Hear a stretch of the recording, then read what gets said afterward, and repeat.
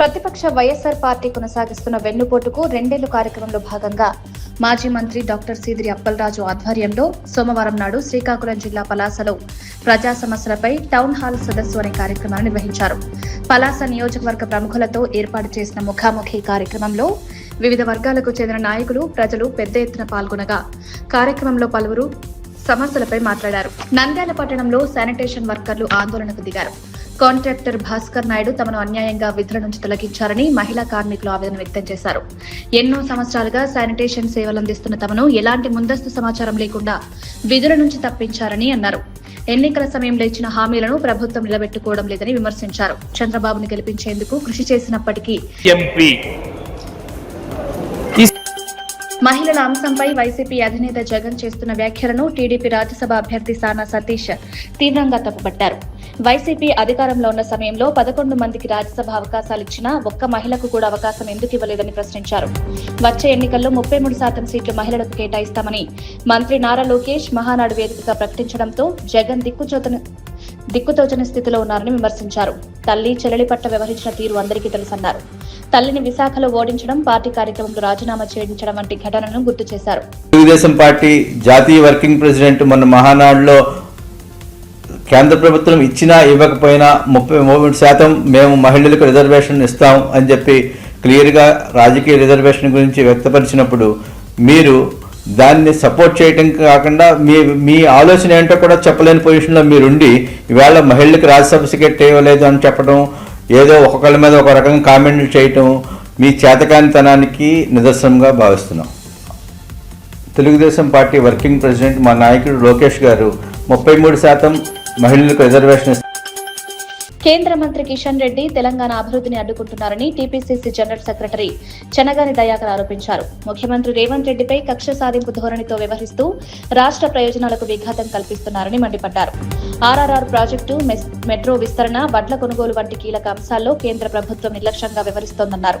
తెలంగాణ ప్రజల ఆకాంక్షలకు అనుగుణంగా నిధులు, అనుమతులు ఇవ్వడంలో కేంద్రం వెనుకంజ వేస్తోందని విమర్శించారు. రాష్ట్రానికి చెందిన బీజేపీ ఎంపీలు ప్రజల సమస్యలను సమర్థంగా ప్రస్తావించడంలో విఫలమయ్యారన్నారు. తెలంగాణ ప్రజలు మిమ్మల్ని 8 మంది ఎంపీలని కేంద్రానికి పంపితే తెలంగాణకు తీసుకొచ్చింది మీరు గుండు సున్నా. 2 సార్లు బడ్జెట్ సమావేశాల్లో తెలంగాణకు గుండు సున్నా వచ్చినా కూడా మీ యొక్క రాష్ట్ర విద్యా విధానంపై బీఆర్ఎస్ నాయకులు తీవ్ర విమర్శలు చేశారు. ముఖ్యమంత్రి రేవంత్ రెడ్డి విద్యాశాఖ బాధ్యతలు కూడా నిర్వహిస్తున్నప్పటికీ పేద, మధ్యతరగతి విద్యార్థుల విద్యా హక్కులను కాలరాస్తున్నారని ఆరోపించారు. ప్రభుత్వ పాఠశాలలను క్రమంగా మూసివేస్తూ కార్పొరేట్, ప్రైవేట్ విద్యా సంస్థలకు ప్రాధాన్యం కల్పిస్తున్నారని విమర్శించారు. గ్రామీణ ప్రాంతాల్లో ప్రభుత్వ విద్యా వ్యవస్థ బలోపేతానికి చర్యలు తీసుకోవాల్సిన అవసరం ఉందన్నారు.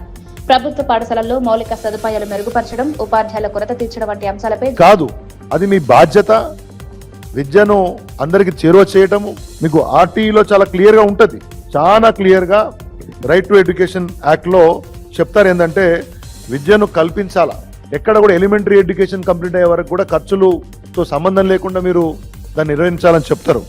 అదేం లేకుండా గతంలో ఏకోపాధ్యాయ పాఠశాలలు ఎక్కడన్నా కొన్ని రేషనలైజ్ చేస్తే కూడా ఏకోపాధ్యాయ పాఠశాలలు తీసేస్తారా, అట్లా చేస్తారని మాట్లాడిన రేవంత్ రెడ్డి ఇవాళ ప్రభుత్వంలోకి రాగానే ఆయనే విద్యామంత్రిగా ఉండి తండాలల్లో, గ్రామాలల్లో, గూడాలల్లో స్కూల్ ఉంటాం అనేది ఓల్డ్ ఫ్యాషన్ అట. అది ఓల్డ్ ఫ్యాషన్ కాదు మిత్రమా, అది అవుట్డేటెడ్ ఫ్యాషన్ కాదు మిత్రమా. మీ ఆలోచనలు అవుట్డేటెడ్గా ఉన్నాయి. మీకు విద్యా వ్యవస్థ మీద కనీస అవగాహన లేదు, సమాజం పట్ల బాధ్యత లేదనే విషయాన్ని ఈ ప్రకటన.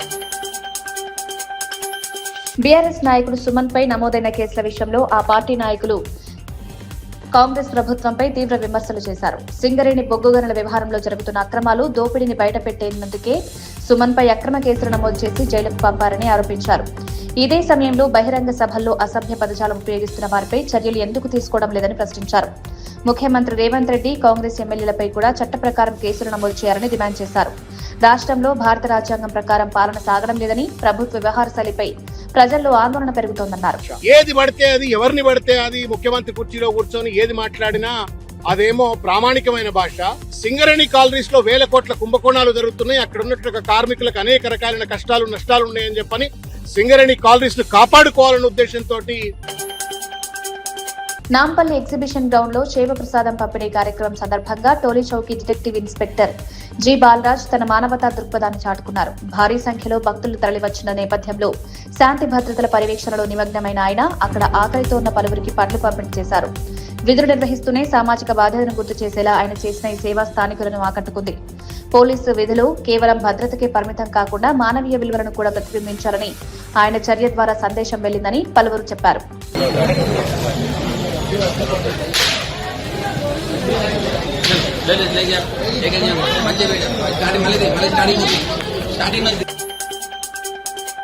విశాఖ స్టీల్ ప్లాంట్ లో ఇటీవల జరిగిన ప్రమాదాల అంశంపై వామపక్ష నాయకులతో మంత్రి నారా లోకేష్ జరిపిన సంభాషణ రాజకీయ కార్మిక వర్గాల్లో చర్చనీయాంశంగా మారింది. ప్రమాదాల్లో కార్మికులు ప్రాణాలు కోల్పోయిన ఘటనలపై స్పందించాలని కోరిన వామపక్ష నేతలతో లోకేష్ అసహనంగా మాట్లాడినట్టు ఆరోపణలు వినిపిస్తున్నాయి. ఈ సందర్భంగా మీ కుటుంబ సభ్యులెవరూ చనిపోలేదు కదా అంటూ ఆయన చేసిన వ్యాఖ్యలపై కార్మిక సంఘాలు తీవ్ర అభ్యంతరం వ్యక్తం చేశాయి. ఉద్యోగుల భద్రత, పారిశ్రామిక ప్రమాదాల నివారణ వంటి కీలక అంశాలపై ప్రభుత్వం మరింత బాధ్యతాయుతంగా వ్యవహరించాలని సంఘాల ప్రతినిధులు డిమాండ్ చేశారు. ప్రభావం కలిగించే విధంగా ఈ ప్రభుత్వం నిర్ణయం తీసుకుంది. ఈరోజు పెట్రోలు, డీజిల్ పెరుగుదలతోటి, గ్యాసు పెరుగుదలతోటి ఈరోజు మొత్తం దేశ ఆర్థిక వ్యవస్థ